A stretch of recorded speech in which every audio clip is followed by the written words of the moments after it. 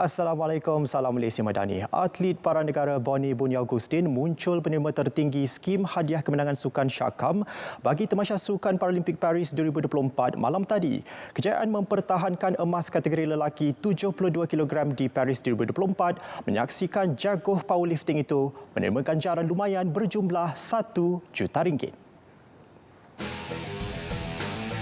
Atlet dari Sarawak berusia 25 tahun itu juga menerima insentif tambahan sebanyak RM20,000 susulan pencapaian memecahkan rekod dunia miliknya sendiri dengan angkatan baru 232 kg. Boni menyifatkan kejayaannya kali ini lebih baik dari yang dicapai di Paralimpik Tokyo 2020. Saya rasa kali ini ianya lebih istimewa dan lebih bermakna. Sebab masih di Paris, saya dalam kesakitan membuat angkatan. So saya rasa memang amat berbaloi. Selain Boni, atlet para badminton negara Chia Lek Hau turut menerima RM1 juta selepas memenangi pingat emas kategori SU5. Manakala Muhammad Ziyad Zulkifli yang meraih pingat perak dalam acara lontar peluru F20 dan Dato' Abdul Latif Romli juga pingat perak acara lompat jauh T20 masing-masing menerima imbuhan RM300,000.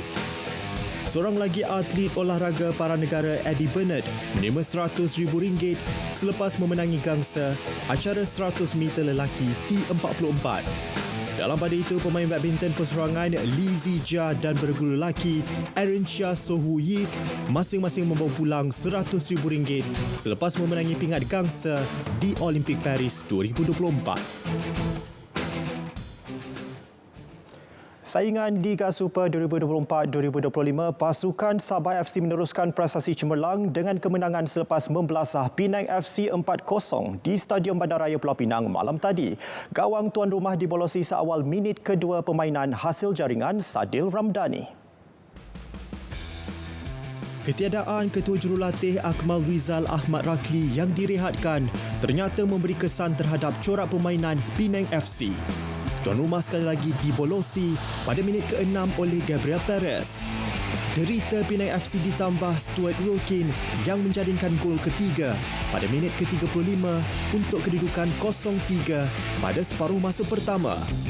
Babak kedua menyaksikan Sabah FC kendalian Dato' Ong Kim Swee menambah satu lagi gol hasil jaringan kapten pasukan Dominic Tan pada minit ke-50. Keputusan 0-4 kekal hingga tamat perlawanan.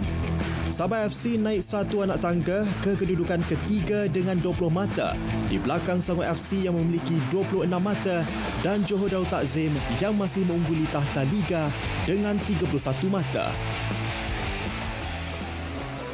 Sementara itu, di Stadium Darul Aman, tuan rumah Kedah Darul Aman FC KDA FC terikat satu sama dengan PDRM FC.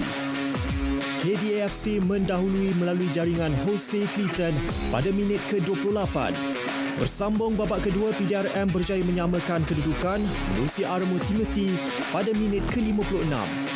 Kedudukan satu sama kekal hingga tamat perlawanan dan menyaksikan KDA FC yang sebelum ini dikenakan potongan 3 mata susulan tunggakan gaji kini di tangga ke-10 Liga dengan 13 mata. Manakala PDRM di tangga kelima dengan 17 mata selepas 13 perlawanan. Dalam satu lagi perlawanan membabitkan Sri Pahang FC dan Kelantan Darul Naim KDN FC di Stadium Majlis Pembandaran Temerloh turut berakhir dengan keputusan seri 1 sama. Brandao Dos Santos meletakkan KDN FC selaku tuan rumah di Temerloh di hadapan pada minit ke-21 untuk kedudukan 1-0 di babak pertama.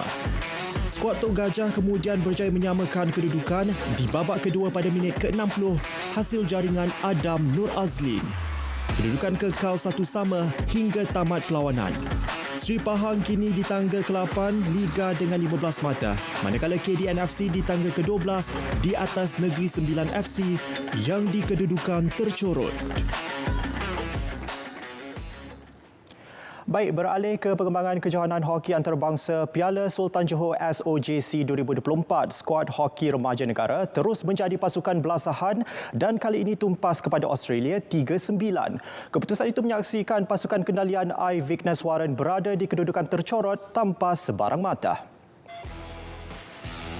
Dalam aksi di Stadium Hoki Taman Daya malam tadi, Young Tigers dibolosi 4 gol dalam tempoh 15 minit pada suku pertama permainan.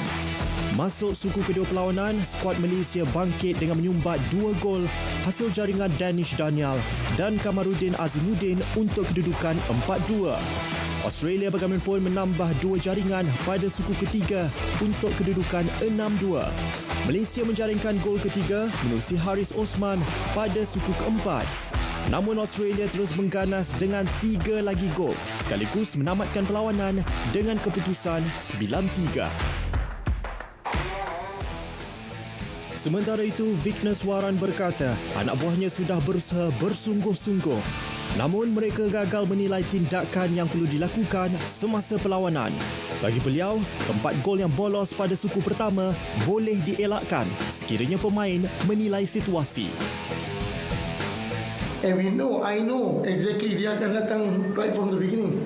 So that is where I think budak kita gamam sedikit lah. We give unnecessary goals. Goals that can be avoided. Skuad hoki remaja Malaysia akan menentang Jepun dalam saingan SOJC untuk tempat ke-5 dan ke-6 pukul 3.35 petang ini. Kesatuan Rugby Malaysia KRM mempromosikan sukan rugby versi baru iaitu Rugby T1 dalam penganjuran persidangan pembangunan Rugby Dunia 2024. Pengarah penyertaan Rugby Dunia Jason Lewis menyatakan sukan berkenaan akan diperkenalkan ke seluruh Asia. Beliau memaklumkan sukan itu tidak melibatkan sentuhan fizikal tetapi mengekalkan elemen teras seperti scrum, line out dan tendangan. It's 7, but it's not sevens, and it's flexible. So you can play it with 5, you can play it with 10. So we have created a flexible game format so that people can take and use it regardless of the environment. Dia berkata demikian ketika ditemui di persidangan pembangunan Rugby Dunia 2024 yang diadakan di Petaling Jaya. Persidangan selama 3 hari itu menghimpunkan wakil dari 36 negara Asia termasuk Mongolia, Guam, Arab Saudi dan Jordan. Ia bagi membincangkan strategi mengembangkan sukan rugby di seluruh dunia. Seramai 18 petinju termasuk dari luar negara bakal berentak memburu gelaran dalam kejohanan Muay Thai antarabangsa jangka 2024. Penganjuran buat julung kalinya di Bandar Pusat Jangka itu bakal melibatkan petinju dari Malaysia, Thailand, Ukraine dan Afghanistan. Pengurus kejohanan Muhammad Hafizal Mahmud berkata, kelibat petinju kebangsaan Ali Yaakob, Hakim Red Army dan Izzat Zaki Aimar Palas turut berentak dalam pertarungan tersebut. Pertama, tapi inilah daripada event management kita adalah yang paling besar kali ini. Bermula daripada Seri Kembit di Padang, kemudian di Dataran Semeluh dan ini yang terakhir untuk tahun 2024 ni. Daripada negara Afghanistan iaitu Nawidullah Sapuri. Dia akan menentang dengan Hakim Red Army ATM Malaysia. Bagi petinju paling muda, Muhammad Fahmi Irfan Muhammad Fadli, 18 tahun, tidak menganggap umur sebagai penghalang untuk meraih tali pinggang kejohanan tersebut. InsyaAllah saya percaya pada rezeki saya, walaupun pihak lawan saya daripada mana ataupun berpengalaman yang lebih tinggi, saya tak kisah, tapi saya sedaya upaya untuk rebut tali pinggang yang saya paling nak lah. 9 kelab tempatan dan luar negara akan berentab di Stadium Tun Abdul Razak Jengka pada malam ini. Kejohanan ini turut menawarkan cabutan bertuah utama, hadiah wang tunai RM30,000 kepada pengunjung. Sekian Stadium RTM dari Sungai Kesegara, Palestin Pasti Merdeka. Saya Iskandar Haziq, salam sukan untuk semua.